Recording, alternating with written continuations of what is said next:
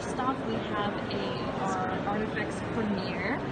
We actually debuted our Artifacts premiere line last year at New York Toy Fair, and now we are showcasing what we call our Women of Marvel series. So before we were showcasing like the line of Avengers products, and now we are going more into female characters who are, very powerful, that may not get as much spotlight as you would like in the Marvel universe, but we love them, so we wanted to showcase some love for all these characters. And so we started off with Black Widow, went into Silk, Scarlet Witch, and then Captain Marvel is our newest, and she is not yet available, but she will be available very soon. So same thing here with our G.I. Joe lineup. So we had our original Baroness and our Scarlet come out last year, and also like this year. But we are now going to be releasing color variant versions of them as well.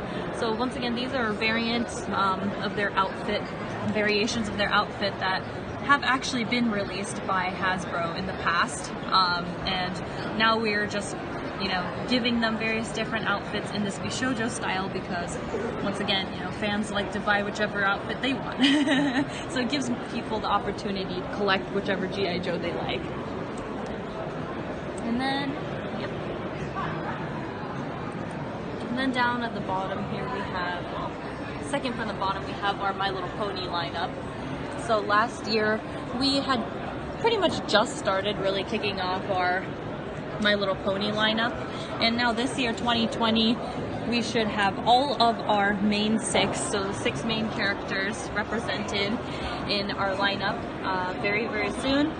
They were sold really well. We had a lot of customers who really enjoyed all these statues, so we are now also going to be making Sunset Shimmer, which has also been highly requested from a lot of our fans as well.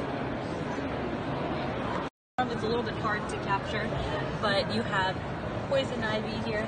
I love the base. It doesn't even look like a base. It just looks like it's part of the statue, but that little tree thing there, the vine, is definitely, that's actually her base, and it does stay up very well. It does not tilt at all. Details are beautiful. She'll be available in March 2020. Over here we have our Artifacts Artist Series. So we have Rey and Kylo Ren next to each other. They are essentially, the Artifacts Artist Series is a new take on the Star Wars products that we make. We make Star Wars products, well, more like pieces or artworks, I guess the way you would call it. We ask like various different artists from around the world to essentially draw some characters from Star Wars in their very own style, and then based off of their style we then make it into a statue. And then up next we'll have Tusken Raider, who will be available very soon. Not yet, we haven't even showcased the sculpt yet, but hopefully we'll showcase more later.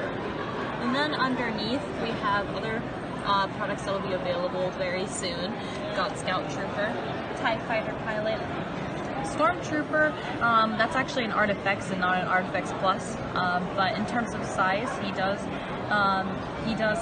match up to our previously released Artifacts Darth Vader. And actually, if you look very closely at the Stormtrooper, there are actually some, like, I guess you can call like wear on the armor, which is actually like very close to the wear that is shown in the movie. So it stays extremely close to the movie itself. Yes. And then down below we've got our Episode 9 products, which, like, for example, everything from Rey's face all the way to the detail in D-O and BB-8. We try to replicate exactly the way the characters are depicted in the movie itself. D-O and BB-8, I really like the way they kind of look like they've been pulled right out of the movie. Once again, you can see kind of like the dirt around some of the areas, and the little thumbs up torch there can also be removed too, so you can display BB-8 like with or without that as well. And then underneath we have our Luke Skywalker X-Wing pilot. Behind we actually showcase like other additional pieces that are included, so you can showcase him with or without his helmet on. And then of course we have Mandalorian and IG-11, who are very, very popular right now. We've been getting a lot of orders for, especially Mandalorian, but for both IG-11 and Mandalorian. I know a lot of our fans who are very, very, satisfied with the quality that they've been seeing with the Mandalorian statue. I love the detail. They're just gorgeous. They're really Thank you. Horror line of Bishojo statues. We have Beetlejuice, whom I know I've heard a lot of people say this is one of those statues that's like, I didn't know I needed her until I saw her. Because we haven't got a lot of comments saying, hey, I want a Beetlejuice statue. But, you know, once it's out, a lot of people are very interested in it. I believe I've seen a lot of people saying they will definitely purchase it or have already pre-ordered it. And then available later on this year as well is Pennywise from the It series, so the 2017 version of It. So again, like you said, it's a gender bender, as you can say, but still captures that creepiness of the actual character while still keeping like that playfulness of, like, you know, the clown that wants to go after kids. I love the base itself as well. So you can see little Georgie's like little paper ship thing. Yep. It's wonderful. And then down here you have the two leather faces. So we've got the standard leather face version, which we say standard version, but it's the yellow apron version is what we call it. And then we have leather face chainsaw dance version.